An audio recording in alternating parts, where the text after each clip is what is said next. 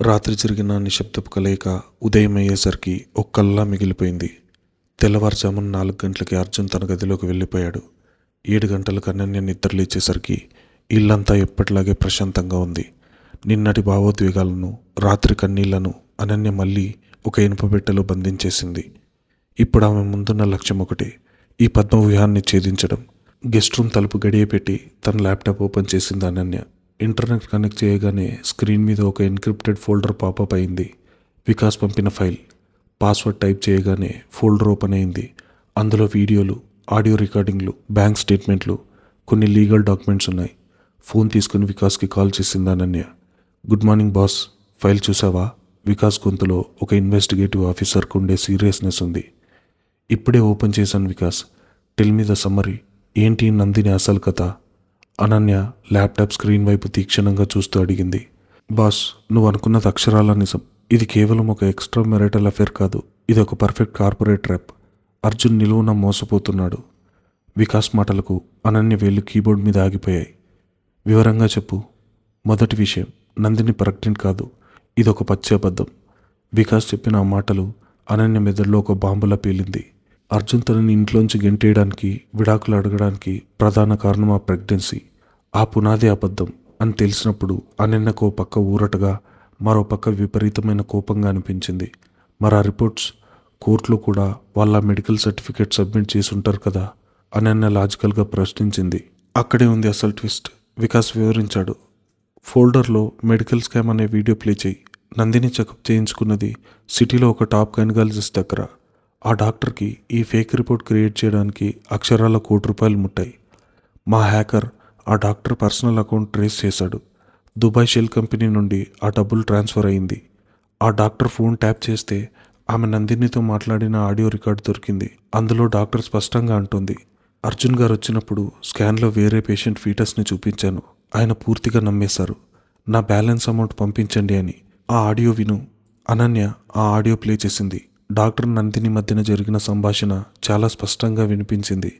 నందిని నవ్వుతూ, అర్జున్ ఒక emotional pool, వాడు నా కంట్రోల్లో ఉన్నాడు, విడాకులు అవ్వగానే నా పని అయిపోతుంది అనడం అనన్య స్వయంగా వింది.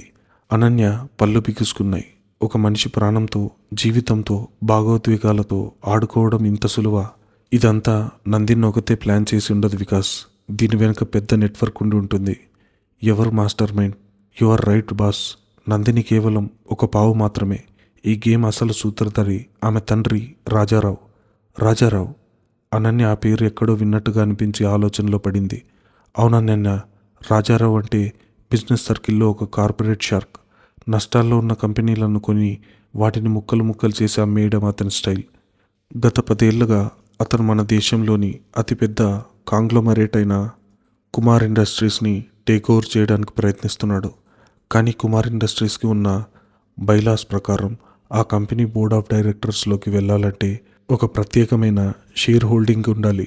వికాస్ చెప్తున్న ప్రతి మాట అనన్య మెదడులో ఒక పజిల్లా సాల్వ్ చేస్తుంది. ఆమె దృష్టి స్క్రీన్ మీదున్న కుమార్లా కంపెనీ డాక్యుమెంట్స్ మీదకి వెళ్ళింది.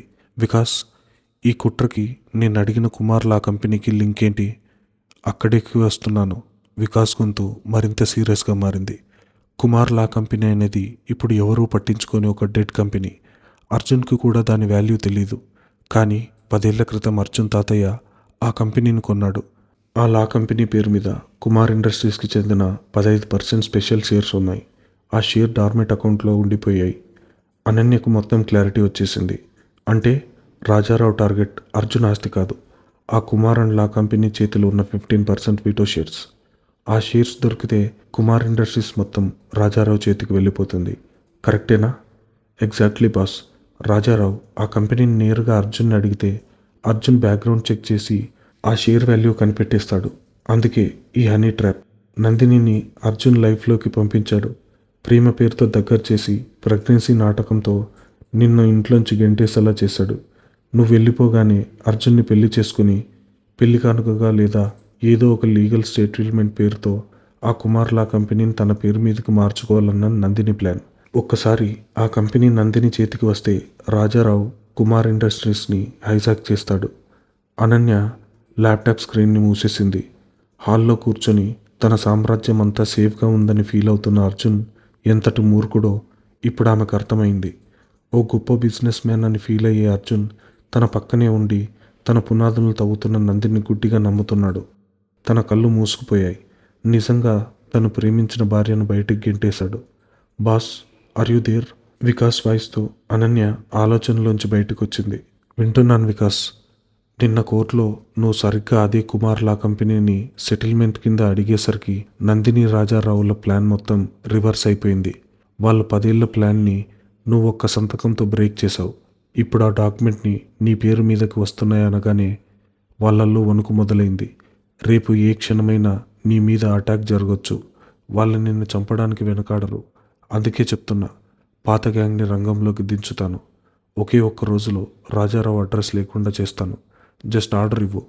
వికాస్ మాటల్లో తన బాస్కి ప్రాణహాని ఉందన్న ఆలోచన, దాని నుండి పుట్టిన కోపం స్పష్టంగా కనిపిస్తున్నాయి. కానీ అనన్య గొంతులో ఎలాంటి తొందరపాటు లేదు. ఒక చల్లని ప్రశాంతత ఉంది. వద్దు వికాస్, ఇక్కడ రక్తం చిందాల్సిన అవసరం లేదు. నాటకం ఆడే వాళ్ళకి ఒక స్టేజ్ మాత్రమే ఉంటుంది. అది కూలిపోతే వాళ్ళ ఆట ముగిసిపోతుంది. కానీ నాకు జీవితం అనే స్టేజ్ ఉంది. నా శత్రువులను చంపడం నా పద్ధతి కాదు. వాళ్ళు ఏ ఆస్తి కోసం, ఏ పవర్ కోసం ఈ నాటకం ఆడారో అదే పవర్ని వాళ్ళ కళ్ళ ముందే లాక్కొని వాళ్ళని బతికుండగానే చంపాలి. మరిప్పుడు ప్లాన్ ఏంటి అనన్య? ఆ ప్రూఫ్స్ అన్నీ అర్జున్కి ఇచ్చేస్తావా? అనన్య చిన్నగా నవ్వింది. ఆ నవ్వులో ఒక మాస్టర్ స్ట్రాటజీ ఆలోచన దాగి ఉన్నాయి.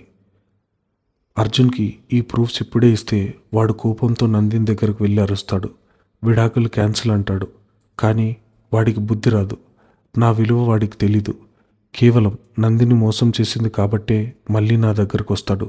నాకు అలాంటి కాంప్రమైజ్ వద్దు వికాస్. నందిని తన నిజస్వరూపం స్వయంగా అర్జున్ కళ్ళ ముందే బయటపడాలి. అర్జున్కి తన తప్పు తను తెలుసుకునేలా నేనే చేయాలి. ఈ 30 రోజుల కూలింగ్ పీరియడ్ కేవలం విడాకుల కోసం కాదు, వాళ్ళిద్దరి అహంకారం కూలిపోవడానికి. ఓకే బాస్, డాక్యుమెంట్స్ అన్నీ సేఫ్గా వార్డ్లో పెట్టాను. నీకెప్పుడు కావాలంటే అప్పుడు యాక్సెస్ ఉంటుంది. Take care. ఎవరినైనా ఫాలో పెట్టమంటావా? అవసరం లేదు. ఈ ఇంట్లో నాకు ఎలాంటి ప్రమాదం లేదు. ఏదైనా ఉంటే కాల్ చేస్తాను. కాల్ కట్ చేసింది అనన్య. బయట హాల్లోకి వచ్చింది అనన్య. అర్జున్ అప్పటికే రెడీ అయి సోఫాలో కూర్చొని కాఫీ తాగుతూ పేపర్ చదువుతున్నాడు. రాత్రి తన గదికొచ్చి కూర్చున్న అర్జున్కి, ఇప్పుడు ఈ ఉదయం పేపర్ చదువుతున్న అర్జున్కి మధ్య సంబంధం లేనట్టుగా వ్యవహరిస్తున్నాడు. అతని బిజినెస్ మ్యాన్ ముసుగు మళ్ళీ పైకొచ్చింది. అనన్య నేరుగా డైనింగ్ టేబుల్ దగ్గరకు వెళ్ళి ఒక యాపిల్ తీసుకుంది. ఈరోజు మధ్యాహ్నం నా లాయర్ డాక్యుమెంట్స్ తీసుకొని వస్తాడు. కుమార్ లా కంపెనీ పేపర్స్ నీ పేరు మీదకి ట్రాన్స్ఫర్ అవుతాయి. అర్జున్ పేపర్లోంచి తలెత్తకుండానే చెప్పాడు. గుడ్. నా డిమాండ్ నెరవేరుస్తున్నందుకు థ్యాంక్స్. అనన్య యాపిల్ కొరుకుతూ క్యాజువల్గా అంది. కానీ అనన్య అర్జున్ పేపర్ మడిచి టేబుల్ మీద పెడుతూ ఆమె వైపు చూశాడు. ఆ కంపెనీ వల్ల నీకెలాంటి ఉపయోగం లేదు.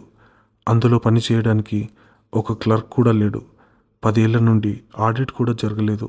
దాన్ని తీసుకుని నువ్వేం చేయబోతున్నావో నాకు అర్థం కావడం లేదు. నా 50 లక్షల ఆఫర్ ఇంకా ఓపెన్గానే ఉంది. ఆలోచించుకో. అనన్య అతని దగ్గరికి నడిచొచ్చింది. సోఫా వెనుక నిలబడి అతని భుజం మీదుగా వంగి చూసింది. అర్జున్ వ్యాపారంలో ఎప్పుడూ పైకి కనిపించే ఆస్తుల కంటే లోపల దాగి ఉన్న రహస్యాలకే విలువ ఎక్కువ అని మీ తాతయ్య గారు చెప్పలేదా? నీకు పనికిరాని ఆ కంపెనీ నీ భవిష్యత్తుని ఎలా మార్చబోతుందో చూస్తూ ఉండు. అండ్ బై ద వే, ఆ 50 లక్షలు నువ్వే దాచుకో. ఫ్యూచర్లో నీ లాయర్ ఫీజులకు పనికొస్తుంది. ఆ మాట చెప్పి అనన్య అక్కడి నుంచి వెళ్ళిపోయింది. అర్జున్కి ఆమె మాటలు ఒక పజిల్లా అనిపించాయి. లాయర్ ఫీజుకు పనికొస్తాయి అనడం వెనుక ఉన్న ఉద్దేశం ఏంటి? తను ఎందుకు ఇరుక్కుంటాడు? ఆమెకి ఏదైనా తెలిసిందా? అతని మైండ్లో ఒక చిన్న అలజడి మొదలైంది. అదే సమయానికి సిటీ అవతల ఉన్న ఒక ఖరీదైన ఫామ్ హౌస్లో రాజారావు తన చేతిలో ఉన్న విస్కీ గ్లాస్ని కోపంగా గోడకేసుకొట్టాడు.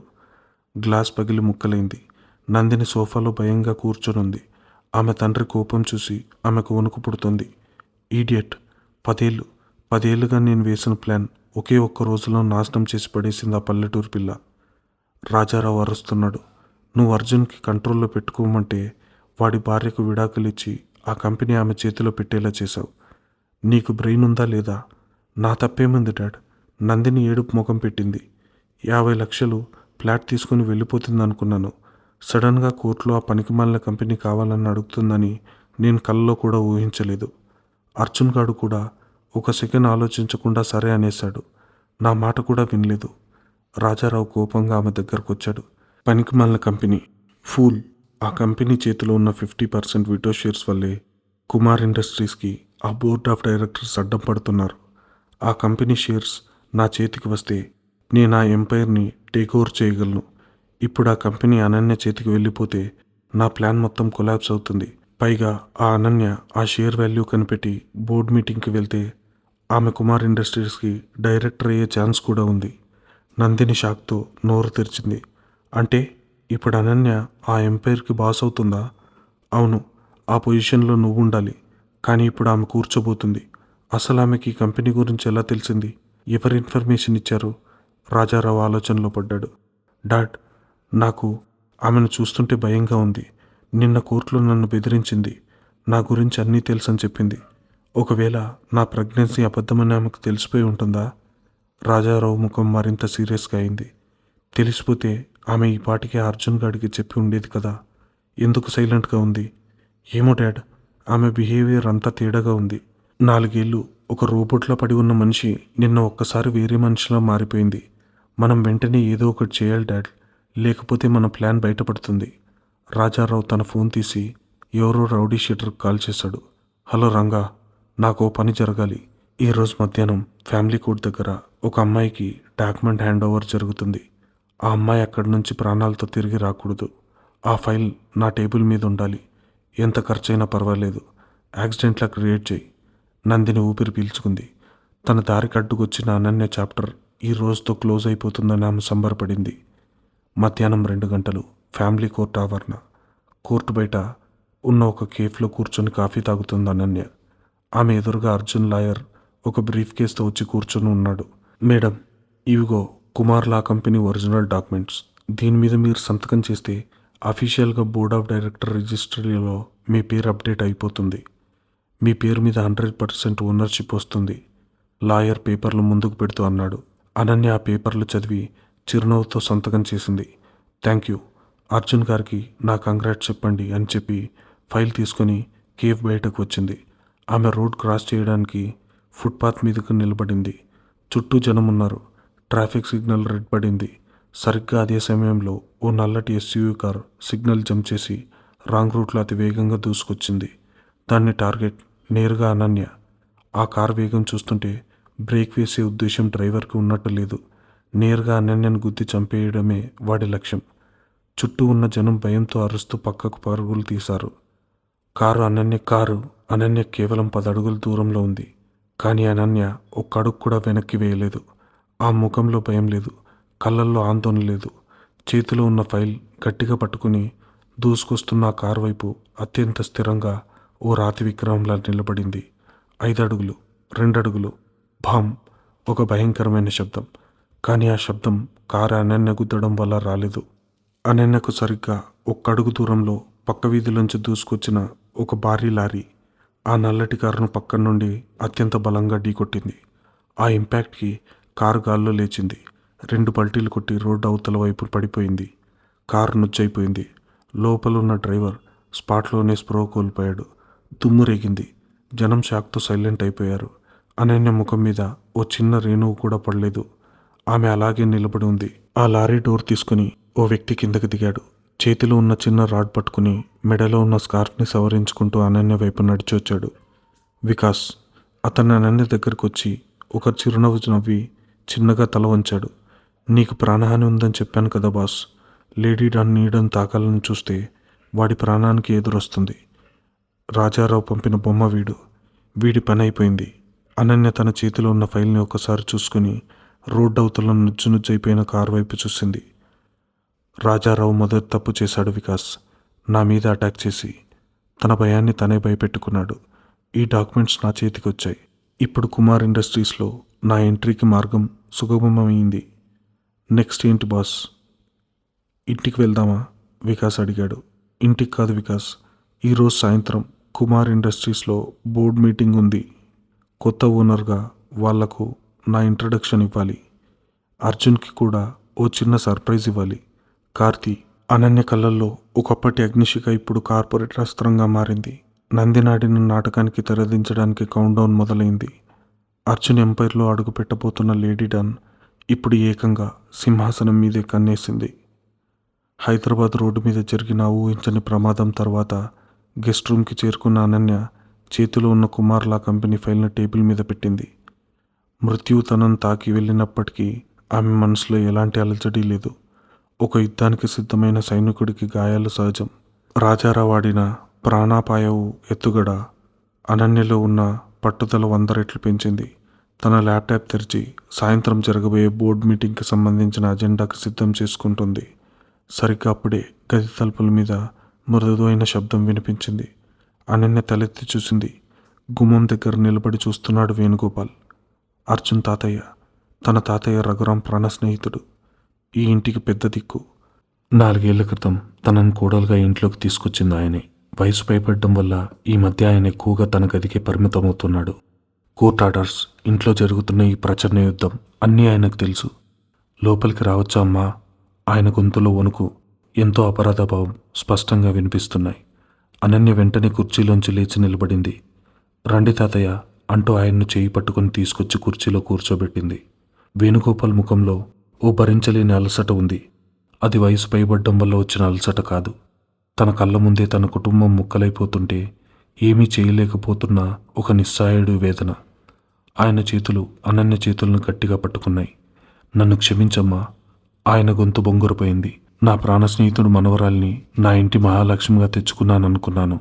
నా మనవడి జీవితాన్ని నువ్వు తీర్చిదిద్దావని ఆశపడ్డాను. కానీ నిన్ను ఎంత క్షోభకు గురి చేశాడో చూస్తూ కూడా ఏమీ చేయలేకపోయాను. ఈ ముసలివాడిని క్షమించు. అనన్య ఆయన చేతులను ఆప్యాయంగా నిమిరింది. ఇందులో మీ తప్పేమీ లేదు తాతయ్య.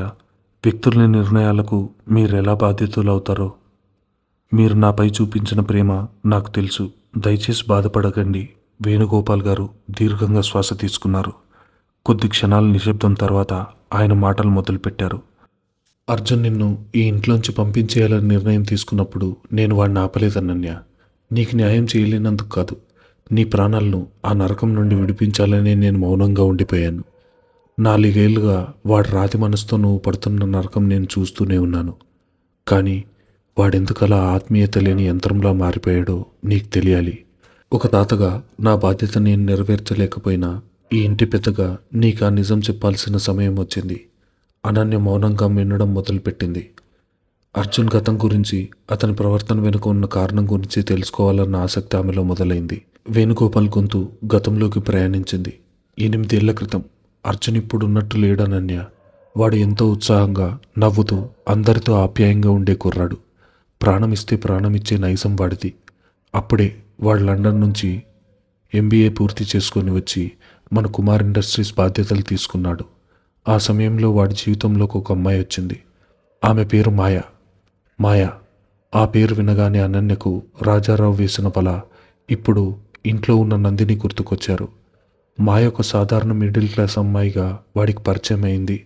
ఒక NGOలో పనిచేస్తున్నానని, ఎంతో కష్టపడి పైకొచ్చానని వాడితో చెప్పింది. ఆమె మాటలు, ఆమె ప్రవర్తన అర్జున్కి ఎంతగానో ఆకర్షించాయి.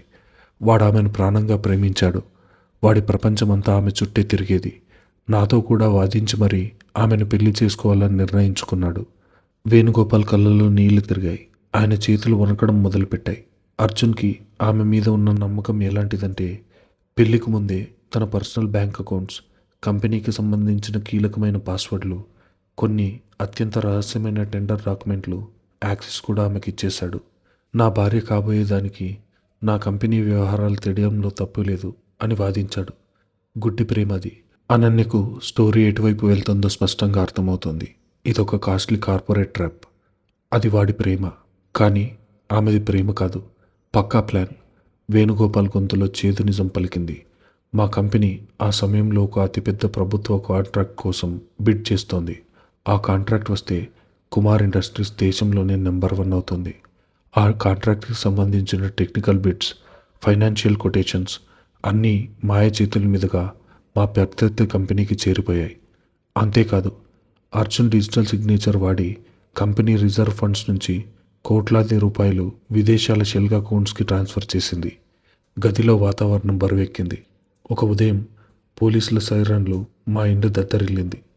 ఫ్రాడ్, మనీ లాండరింగ్ కేసుల్లో అర్జున్ని అరెస్ట్ చేయడానికి CBI వాళ్ళు వచ్చారు. అర్జున్కి ఏం జరుగుతుందో కూడా అర్థం కాలేదు. మాయకు ఫోన్ చేస్తే స్విచ్ ఆఫ్. ఆమె కోసం వెతికితే ఆమె ఎప్పుడో దేశం దాటిపోయిందని తెలిసింది.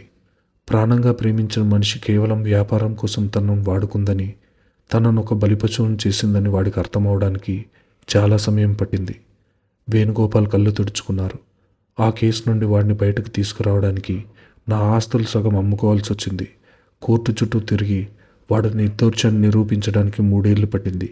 ఆ 3 ఏళ్లలో అర్జున్ అనే మనిషి చనిపోయాడు అనన్య. వాడి లోపలున్న నవ్వు, ప్రేమ, నమ్మకం అన్నీ ఆ మోసంతో పాటే ఖననమైపోయాయి. అప్పటి నుండి వాడు మనుషుల్ని నమ్మడం మానేశాడు. ఏ బంధాన్ని దగ్గరికి రానివ్వడు. ప్రతిదాన్ని లాభ నష్టాలతో కొలవడం మొదలుపెట్టాడు. ఎవరైనా తన మనసుకు దగ్గర అవుతున్నారంటే వాడికి ఒక తెలియని భయం. మళ్ళీ ఎక్కడ మోసపోతానో అన్న ఒక పానిక్ అటాక్. అందుకే నిన్ను కూడా పేరుకి భారీగా చూశాడు తప్ప తన మనసులోకి రానివ్వలేదు. వేణుగోపాల్ చెప్పిన ప్రతి మాట అనన్య మెదడులో లోతుగా నాటుకుపోయింది. ఒకవైపు తన గతం, ఒకవైపు అర్జున్ గతం. తన తాతయ్య ఇచ్చిన మాట కోసం తన ఒక లేడీ డాన్ గుర్తింపును వదిలేసి తనలో ఉన్న అగ్నిని అణిచిపెట్టుకుని భార్యగా మారింది. అర్జున్ తన గతం ఇచ్చిన భయంకరమైన గాయం వల్ల తనలోని మనిషిని చంపుకొని ఎవరికీ దగ్గరికి రానివ్వని ఒక యంత్రంలా మారాడు. అనన్యకి ఇప్పుడు పజిల్ మొత్తం అర్థమైంది. అర్జున్ తనను 4 ఏళ్లుగా ఎందుకు ఒక ఫర్నిచర్లా చూశాడో, కేవలం 50 లక్షలిచ్చి ఈ బంధాన్ని ఎందుకు తెంచుకోవాలనుకున్నాడో ఆమెకు స్పష్టంగా తెలిసింది. నందిని ప్రెగ్నెంట్ అని తెలిసినప్పుడు కూడా అతను బాధ్యత కోసం ఆమెను అంగీకరించి ఉంటాడేమో కానీ ప్రేమతో కాదు. బహుశా నందిని పన్నిన వల అతని గతంలో మాయ ఆడిన నాటకం కన్నా పక్కాగా ఉండి ఉంటుంది. అర్జున్ క్రూరుడు కాదు, గాయపడినవాడు. ఆ క్షణంలో అనన్య మనసులో అర్జున్ పట్ల ఒక విచిత్రమైన జాలి కలిగింది. ఒక పగిలిన గుండెను మోస్తున్న వాడి భారం ఎంత బరువుగా ఉంటుందో ఆమెకు తెలుసు. ఎవరినీ నమ్మలేక తన నీడనే తాను అనుమానిస్తూ బతకడం ఒక నరకం. ఆ నరకంలో వాడు కాలిపోతూ తన చుట్టూ ఉన్న వాళ్ళను కూడా కాల్చేశాడు. ఒక బ్రోకెన్ మ్యాన్ని ప్రేమించడం చాలా కష్టం. వాళ్ళను మార్చడం అంతకంటే కష్టం. కానీ వాళ్ళ గాయాన్ని మాన్పి తిరిగి మనిషిగా నిలబెట్టడం ఒక పవర్ఫుల్ ప్రేమకు మాత్రమే సాధ్యం. ఆమె మనసు ఒక క్షణం అర్జున్ వైపు మొగ్గింది. రాత్రి చీకట్లో వాడు తన పక్కన కూర్చున్న ఆ నిశ్శబ్ద క్షణాలు ఆమెకు గుర్తొచ్చాయి. వాడి లోపల ఎక్కడో ఆ పాత అర్జున్ ఇంకా బతికే ఉన్నాడని, ఆ మనిషిని బయటకు రావాలని తప్పిస్తున్నాడని ఆమెకు అర్థమైంది. కానీ వెంటనే ఆమె ఆలోచనలు వాస్తవంలోకి వచ్చాయి. మెదడులోని లాజిక్ పనిచేయడం మొదలుపెట్టింది. గతం ఎంత చేదుగా ఉన్నా, ఆ గాయం ఎంత లోతుదైనా సరే దానికి తను బాధ్యురాలా? మాయ చేసిన ద్రోహానికి, 4 ఏళ్లుగా తను అనుభవించిన నరకానికి సంబంధం ఏంటి? తను అతన్ని గుడ్డిగా ప్రేమించింది. తన అస్తిత్వాన్ని చంపుకొని అతనికి సేవ చేసింది. కానీ అతను ప్రతిఫలంగా ఏమిచ్చాడు? కనీస గౌరవం లేని ఒక ఉనికి ఇచ్చాడు. ఇప్పుడు నందిని ట్రాప్లో పడి తనను అవమానించి గెంటేశాడు. అనన్య కళ్ళు నిశ్చలంగా మారాయి. వేణుగోపాల్ వైపు చూస్తూ ఆమె అత్యంత ప్రశాంతమైన గొంతుతో మాట్లాడింది. తాతయ్య, అర్జున్ ఎందుకిలా ప్రవర్తించాడో, అతని వెనుక ఉన్న భయమేంటో నాకిప్పుడు పూర్తిగా అర్థమైంది. అతనిది క్రూరమైన మనసు కాదు, ద్రోహానికి గురైన ఒక పగిలిన మనసు అని నాకు క్లారిటీ వచ్చింది. వేణుగోపాల్ కళ్ళల్లో ఒక చిన్న ఆశ మెరిసింది. అంటే నువ్వు వాడిని అర్థం చేసుకున్నావా అమ్మా? వాడిని క్షమిస్తావా? అనన్య కొద్దిగా ముందు కొంగి వేణుగోపాల్ చేతులు తన చేతుల్లోకి తీసుకుంది. అర్థం చేసుకోవడం వేరు, క్షమించి తిరిగి బానిసలా మారిపోవడం వేరు తాతయ్య. ఒక మనిషి గాయపడి ఉన్నాడని నాకు తెలుసు. కానీ ఆ గాయపడిన మనిషి నా గుండెలో కత్తి దించుతున్నప్పుడు నాకు కలిగిన నొప్పి ఏమాత్రం తక్కువ కాదు కదా. గాయపడిన వాడు గుచ్చిన, ఆరోగ్యంగా ఉన్నవాడు గుచ్చిన, కత్తిపోటు నొప్పి, చిందిన రక్తం ఒకేలా ఉంటాయి. వేణుగోపాల్కు ఆ మాటల్లోని లోతు అర్థమై ఆయన మౌనంగా ఉండిపోయాడు. ఆమె బాధ ఎంతో న్యాయమైనదో ఆయనకు తెలుసు. అర్జున్ తన గతంలో జరిగిన ద్రోహాన్ని సాకుగా చూపించి ఈ 4 ఏళ్లలో నాకు చేసిన అన్యాయాన్ని కప్పిపుచ్చలేడు. తన భయం కోసం నా జీవితాన్ని బలి చేయడం కరెక్ట్ కాదు. ఇప్పుడు కూడా అతను ఒక మాయలో ఉన్నాడు. నందిని కూడా ఆ పాత మాయ లాంటిదే. కాకపోతే ఈసారి ఆట ఇంకా పెద్దది. అర్జున్ నన్ను ఈ ఇంట్లోంచి బయటికి పంపించుండకపోతే ఈ పాటికి మీ కుమార్ ఇండస్ట్రీస్ మొత్తం రాజారావు చేతిలోకి వెళ్ళిపోయేది. వేణుగోపాల్ ఉలిక్కిపడ్డాడు. రాజారావు? రాజారావుకి నందినికి సంబంధం ఏంటి? నందిని రాజారావు కూతురు తాతయ్య. ఆమె ప్రెగ్నెంట్ కాదు. అదంతా అర్జున్ని ఎమోషనల్గా బ్లాక్మెయిల్ చేసి మీ కంపెనీ షేర్స్ని కొట్టేయాలని ఆడిన నాటకం. పాత మాయ డబ్బు తీసుకొని పోయింది. కానీ ఈ కొత్త నందిని మీ సామ్రాజ్యాన్ని కూల్చడానికి వచ్చింది. వేణుగోపాల్కి గుండె ఆగినంత పనైంది. దేవుడా, అర్జున్ మళ్ళీ మోసపోతున్నాడా? వాడి జీవితం మళ్ళీ రోడ్డున పడబోతుందా? ఆయన కళ్ళల్లో భయం ముంచుకొచ్చింది. భయపడకండి తాతయ్య. అనన్య గొంతులో ఇప్పుడు ఒక లీడర్కు ఉండే ఆత్మవిశ్వాసం ధ్వనించింది. ఒకప్పుడు నేను కేవలం అర్జున్ భార్యను మాత్రమే. కానీ ఇప్పుడు నేను కుమార్ లా కంపెనీ ఓనర్ని. నందిని కుట్రను, రాజారావు ప్లాన్ని నా చేతులతో నేను బద్దలు కొడతాను. మీ ప్రాణంగా చూసుకునే ఈ కంపెనీని ఎలాంటి నష్టం రానివ్వను. ఇది నా పూచి. వేణుగోపాల్కు ఆమె మాటలు ఓ కొండంత అండలా అనిపించాయి. కానీ అర్జున్కి నిజం చెప్పాలి కదమ్మా. వాడు నందిని నమ్ముతున్నాడు. ఇప్పుడు చెప్పకూడదు తాతయ్య, అనన్య ఖచ్చితంగా చెప్పింది.